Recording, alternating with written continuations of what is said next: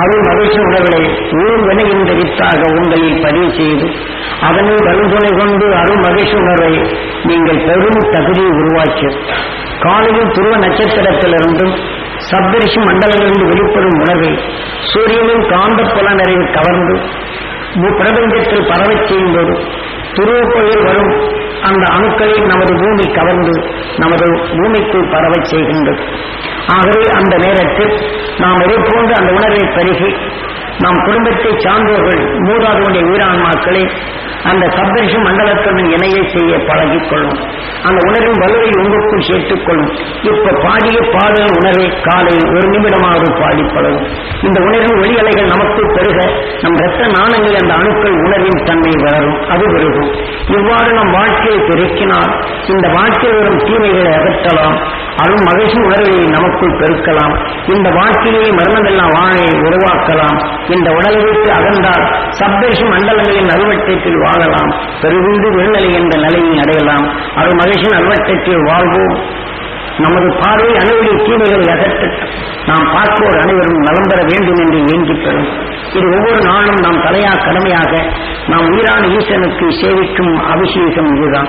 அருள் மகிழ்ச்சி உணர்வை நமக்குள் அபிஷேகித்தால் இந்த உணர்வின் அலைகள் உடலுக்குள் பட்டு நமக்குள் இருக்கும் நல்ல அணுக்களுக்கு அமுதாக கிடைக்கின்றது. ஆக அதன் வழிகொண்டு நம் அணுக்களும் மகிழ்ச்சி பெறுகின்றது, தீமையும் அகற்றப்படுகின்றது. ஆகவே நமது வாழ்க்கை எதையோ எண்ணினாலும் யாரோ செய்வார் எவரோ செய்வார் என்ற எண்ணத்தை வெறுத்து நீங்கள் எண்ணீரி உங்கள் உயிர் அதை உருவாக்குகின்றது. உணர்வின் அணுவாக தனக்குள் சேமிக்கின்றது. அதன் வளர்ச்சியின் தன்மை எதுவோ அதற்கொப்பதான் அடுத்த உடலை உருவாக்குகின்றது என்ற நிலையை சிவத்தத்துவத்தில் நந்தி ஈஸ்வரா என்று தெளிவாக்கப்பட்டுள்ளது. நாம் சுவாசிக்க உணர்வு உருவருகின்றது, அதனை நினைவு கூட்டும்போது அது பெறுகின்றது. எதனின் குணத்தை பெறுகின்றனோ அதன்படி நோய் வருகின்றது. இந்த உடலை சிறுக்கச் செய்கின்றது, அதன் விஷத்தின் தன்மை வளர்கின்றது. உடலை விட்டு சென்றபின் விஷத்தின் உணவாக உட்கொள்ளும் அசுர உணர்வின் செயலை உருவாக்கும் உடலை உருவாக்கி விடுகின்றது நமது உடல். இதனை தெளிவாக்கத்தான் சிவ ஆலயங்களில் தெளிவாக காட்டப்படுகின்றது. கோபத்தையும் கொழிப்பெறும் நிலைகளை நாம் எடுத்தால் அந்த உணர்வு கொழிப்பெறும் நிலைகளை காளியாக மாறுகின்றது. காளிக்கு முன் புரிய வைத்துள்ளார். கோபத்தை ஒருவர் செயல்படுகிறார் என்றால் அந்த உணர்வை நுகர்ந்தால் நம் உயிர்க்குட்பட்ட பின் அந்த உணர்ச்சிகள் எழுகின்றது, காளியாக மாறுகின்றது. அந்த உணர்வை சுவாசித்தால் நந்தி, அதை சுவாசித்தவர்கள் நமக்குள் ஈசனாக உருவாகின்றது. அதன் உணர்வின் தன்மை கொண்டு நம் உடலுக்குள் நம் நன்மைக்குள் பெருகிவிட்டால் நாம் எப்படி கொதிப்பெறும் உணர்வு வந்ததோ நமக்குள் நல்ல குணங்களை அதை கொண்டு விழுகும் நிலை. ஆக நல்ல ரத்தத்தை உருவாக்கும் நல்ல உணர்வின் தன்மை உருவாக்கும் அணுக்களை அது மடிய செய்கின்றது. அது மடிந்துவிட்டால் மனிதன் செயலாக்கங்களை குறும் கைகால அங்கங்களை முடக்கி விடுகின்றது. இதே போல வேதனைப்படுவதை நுகர்ந்து விட்டால் அது உணர்வின் தன்மை நம் உயிர் உருவாக்கி நம் உடலுக்குள் வாத நோயை உருவாக்கி விடுகின்றது. இதை போன்ற நிலைகளிலிருந்து நாம் மனிதன் மீள்தல் வேண்டும். எந்த தீமைகளை நீங்கள் கண்டுணர்ந்தாலும் அவர்களுக்கு நீங்கள் வரை செய்தாலும் கேட்டு அறிந்த பின் ஈஸ்வரா என்று உங்கள் உயிரை வேண்டும். உங்கள் நினைவின் ஆற்றலை துருவ மகிழ்ச்சியின் இடத்திலே செலுத்தும். அந்த மகிழ்ச்சியின் அருணர்வு பெற வேண்டும். துருவ நட்சத்திரத்தில் வாழ்கள் என் உடலிலே பரவ வேண்டும், என் ரத்த நாளங்களிலே பெற வேண்டும். ஒரு நிமிடம் எண்ணும் எண்ணிக்கும் எந்த நோயாளிக்கு நீங்கள் உதவி செய்கிறோம் துருவ மகிழ்ச்சியின் அசக்தம் உடலிலே படர வேண்டும். அந்த பிணிகள் அகல வேண்டும், அவிஞானம் வளர வேண்டும், அவர் உடல்கள் நலம் பெற வேண்டும் என்ற உணர்வை உந்தித்தனும். தீமைகளிலிருந்து நீங்கள் விடுபடும் அருள்வொழியை உங்களுக்குள் வளர்த்துக் கொள்ளும். இதுவே உங்களுக்கு பாதுகாப்பு. இதனை தெளிவுபடுத்ததா மாரியம்மா என்று நாம் பிறருடைய தீமைகளை எடுத்தால் அந்த உணர்வு சக்தி நமக்குள் வந்தால் அது மாறி நமக்குள் அந்த நோயாக உருவாகின்றது. நாம் ஒரு நோயாவது கோபப்படுவதை உணர்ந்தால் அந்த உணர்வு நுகர்ந்து அது மாறி நமக்குள் காயாக மாறுகின்றது. ஆக இரத்த கொதிப்பாக மாறுகிறது என்று உருவத்தை அமைத்து உணர்வின் செயலாக்கங்களை எப்படி இயக்குகிறது என்று சாதாரண மக்களும் பண்படும் வயத்தியதான் ஆலயங்கள் அமைக்கப்பட்டது. இதைத்தான் நாம் பல கோடி சரீரங்களை சேர்த்துக் கொண்ட வினைகளுக்கெல்லாம் நமது உயிர் நாயகனாக மனித உடலை உருவாக்கியது விநாயகா.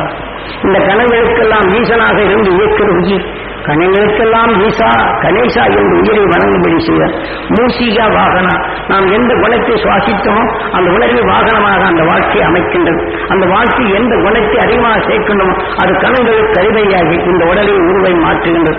அதிபதியாக வந்து வேதனைகின்ற உணர்வை நுகர்ந்தால் அது அதிபதியாகிவிட்டால் விஷத்தின் தன்மை கொண்டு உடல் மாறி அதன் வழிகொண்டு உடலை சென்றபின் அந்த அதிபதிக்கு கீழ் அடிபட்டு நாம் பாம்பினமாக பறக்கும் நிலையை உருவாக்குகின்றது நம் உயிரான ஈசன் என்ற தெளிவாக்க. இப்படி பல கோடி தீமைகளில் ஈடுபட்டு உணர்வின் சக்தியை பெற்று தீமைகளை வென்றவன் துருவ மகிழ்ச்சி துருவ நட்சத்திரமானார். அதனை உணவு ஊட்டுவதற்குத்தான் விநாயகரை மேற்க பார்க்க வைத்து கிழக்க பார்க்கும்படி வணங்கும்படி செய்தார். கணங்களும் கதிபதி கணவரி பல கோடி சரியங்களை வென்று அறிவழியாக அனைத்தையும் வென்றிடும் உணவாக 6வது அறிவாக கணபதி அங்குஷ பாசவா விநாயகர் கையில் அங்குஷம் உண்டு. இந்த 6வது அறிவை கொண்டு எந்த தீமையை அடக்க வல்லமை பெற்றவன் என்று உருவத்தை காட்டி உணவின் செயலாக்கங்களை தெளிவாக்கப்பட்டுள்ளது. அதன் வழிப்படி நம் வாழ்க்கையில் மகிழ்ச்சியின் அறுவடை கொண்டு நாம் 6வது அறிவின் தலை கொண்டு மகிழ்ச்சியின் ஆற்றலை நமக்குள் செலுத்தி நமக்குள் தீமை செய்யும் அதை அடக்க வல்லமை பெற்றது 6வது அறிவு. நாம் சீராக பயன்படுத்தணும் என்றால் மனிதன் இந்த நிலையில் முழுமை அடைகின்றோம். உயிர் உணர்வை ஒளியாக்கிவிட்டால் என்று மரணமில்லா பெருவாழ்வு என்ற நிலையை அடைய செய்யும். இது சின்னமாக அருள் ஞானிகள் அகசியனால் கண்டுணர்ந்து பின் வியாசகரால் வெளியிட்ட பல முறைகள் உண்டு. ஆகவே இதை போன்ற நிலைகளை நாம் பெறுதல் வேண்டும். இந்த மனிதன் வாழ்க்கை இனி பெருவில்லா நிலைகள் அடைய வேண்டும். நாம் எத்தகைய தன்மை எவ்வளவு புனிதமான நிலைகள் பாசத்துடன் வளர்ந்தாலும் நோயை பாசத்துடன் கேட்டறிந்தால் அந்த நோயின் உலகு நமக்கு வளர்ந்து விடுங்கள். இதை தொலைக்க வேண்டும். இதற்குத்தான் அங்குஷ பாசவா இந்த 6வது அறிவின் தலை கொண்டு மகிழ்ச்சியின் அரிசக்தி நான் தர வேண்டும் என்று நாம் உடலுக்குள் நுகர்ந்தால் அந்த அறிவின் தன்மை இரத்த நாளங்களை பெறுகின்றது. நாம் கேட்டிருந்த விஷயத்தை அது நோயின் உணர்வை அது அடக்குகின்றது. அருள்வழியும் நமக்குள் பெறுகின்றது. இவ்வாறு நம்ம வாழ்க்கையை செயல்படுத்த வேண்டும். ஆக தெய்வம் செய்யும், கடவுள் செய்யும், சாமி செய்வார், சாமியார் செய்வார் என்ற நிலையை மறந்து விடுங்கள். ஆக அருஞானியை காட்சி உணர்வை நீங்கள் எண்ணத்தால் எடுத்தால் நீர் அணுவாக மாற்றுகின்றது. அது உணர்வு உங்களுக்குள் பெறுகின்றது. உங்கள் எண்ணமே அது உங்களை காக்கின்றது. உங்கள் எண்ணத்தால் உருவாக்கும் உணர்வு வெளிநின்று அணுவாக விளைந்து விட்டால் அதுவே கடவுளாக நின்று உங்களை காக்கின்றது. ஆக அதே சமயத்தில் வேதனை என்ற உணர்வை எடுத்துக்கொண்டால் அந்த எண்ணம் உங்களுக்குள் அந்த அணுவாக விளைத்தால் உங்கள் உடலுக்குள் நின்று கடவுளாக உள்நின்ற நோயை உருவாக்க வேண்டும். ஆகவே அருள்வழியின் உணர்வை உங்களுக்குள் செலுத்திவிட்டால் அது கடவுளாக நின்று அந்த உணர்வின் தன்மை தீமைகளை அகற்றுகின்றது. ஆகவே ஞானிகள் காட்சி அருள்வழியில் நாம் இந்த மனிதனின் வாழ்க்கை ஏனென்றால் முதலிலே சொன்னேன். ஆக இந்த சூரிய பிரபஞ்சம் இன்று மனிதனால் உருவாக்கப்பட்ட கதிரியக்க சக்திகள் விண்ணிலே பரப்பச் செய்து இன்று சூரியனுக்கு ஊடுருவி அருள் கொடிகளனாக மாறி இந்த கதிரியக்க பொருளை மாற்றும் வல்லமை இழந்துவிட்டது. ஆக சூரியன் தனக்கு உருவான பாதரசத்தை தான் ஈர்க்கும் மற்ற உணர்வுகளை எதிர்த்தாக்க மோதும் போது அந்த விஷத்தின் தன்மை பிரித்து அந்த உணர்வின் தன்மை தனக்குள் உலகை உசிஷ்டிக்கும் அதாவது பாதரசங்களாக மாற்றுகின்றது. ஆக இதை போன்ற நிலைகளை இன்று அதில் விஷத்தன்மை கலக்கப்படும் போது பிரபஞ்சமும் அந்த விஷத்தன்மை பரவுகின்றது. இன்று விஷத்தின் தன்மை அடக்கி வைக்கும் நமது பூமி அதனுடைய நிலைகள் அது ஈர்க்கும் வாயு இந்த கதிரியக்க பரிசோதித்த விஷத்தின் அணுக்கள் அதாவது கதிரியக்க பொருள்கள் ஆக இன்று அணுகுண்டுகளும் ஹைட்ரஜன் குண்டுகளும் பரிசோதித்து உள்ளிலே செலுத்தினார்கள். அந்த உலகம் அனைத்தும் இன்று நாம் துருவப்பாதையில் ஈர்க்கப்படும் போது அந்த நஞ்சின் தன்மை குவிந்து நமக்கு பாதுகாப்பான அடைப்பிருக்கும் இதை அதனுடைய நிலைகளை அடக்கிவிட்டது. ஏற்கனவே விஷத்தை தனக்குள் சேர்த்து நாம் சுழற்சியின் தன்மையை சிறிது சிறிது நம் கூறி வளரும் நிலையிலிருந்து ஆக நமக்குள் பாதுகாப்பாக இருந்த அந்த விஷத்தையே இது ஒழிக்க வருகின்றது. கதிரியக்கப்படும் ஆளும் கதிரியக்கம் அது பழந்தத்தின் குவியின் நிலையில் நமக்குள் வருகின்றது. இதனால் உணர்வு மோதும் போது அந்த கதிரியக்கப்படுகிறார் துருவத்தில் வரையும் பனிப்பாறைகள் உருகின்றது. கடலும் பெருகின்றது. விஷத்தின் தன்மை சூரியன் கதிரியக்கங்களால் இன்னும் காற்று மண்டலத்தில் பரவுகின்றது. ஆக மனிதனின் சிந்தனை குறைகின்றது. ஆக இரக்கமற்ற செயல்களை செயல்படுத்தும் நிலை வருகின்றது. ஆக இதை போன்ற நிலைகள் நாளடைவில் 2000 என்று எட்டும் போது இந்த உணர்வின் தன்மை பருகின்றது.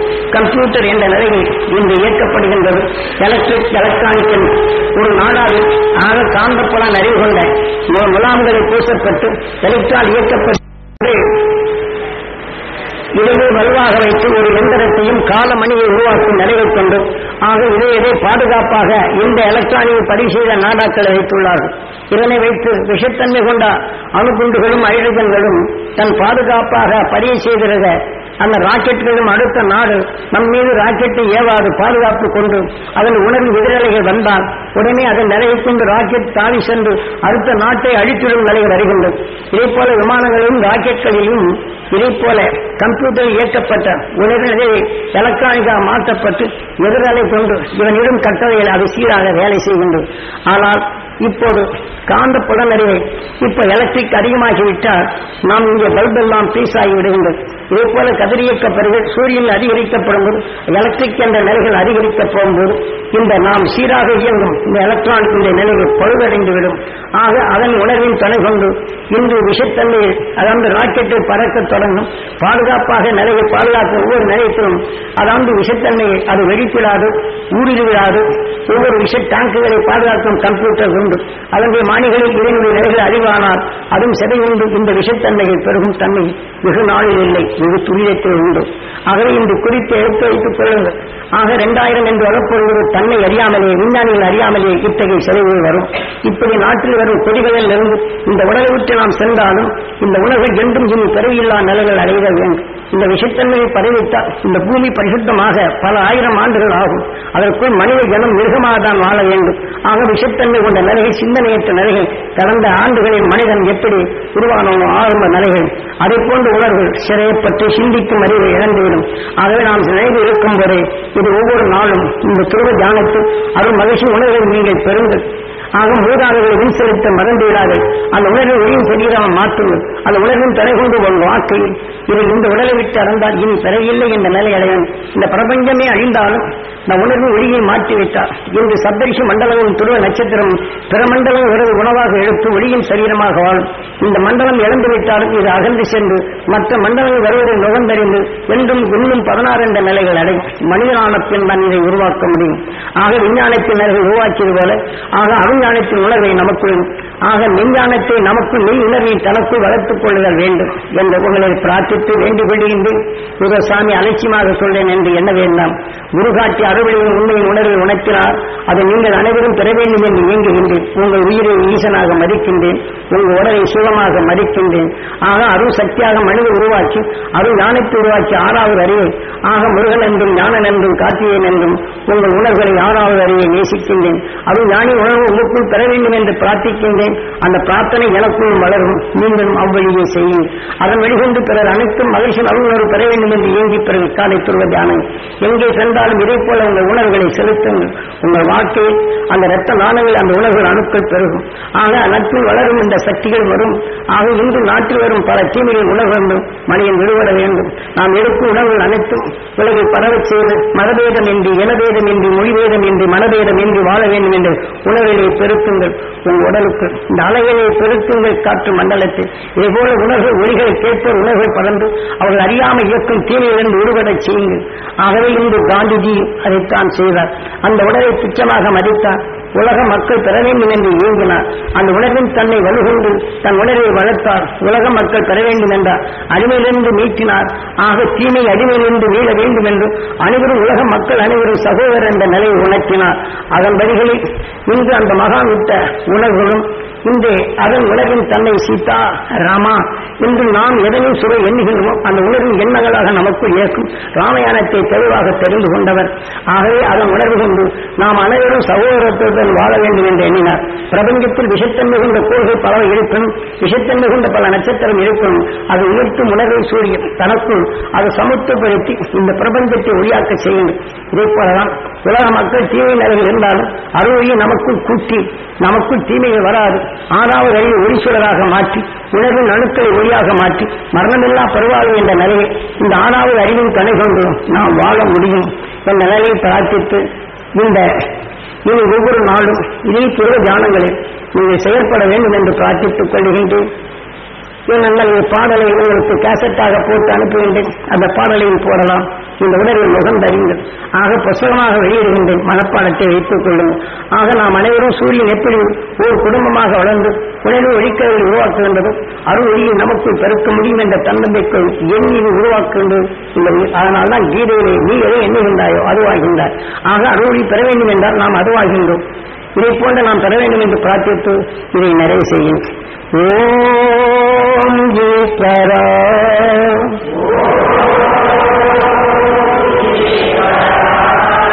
ஓம் ஈஸ்வரா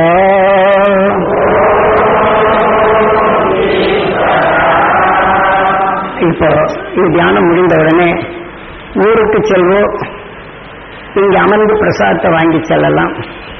நாளை காலை துருவ தியானத்தில் கலந்து கொண்டோ ஆக இங்கே அமர்ந்து காலையில் பிரசாதம் வாங்கிக் கொள்ளலாம். ஆக இங்கே அமர்ந்துள்ளோ நாம் எதற்காக வந்தோமோ அது பெற வேண்டும்.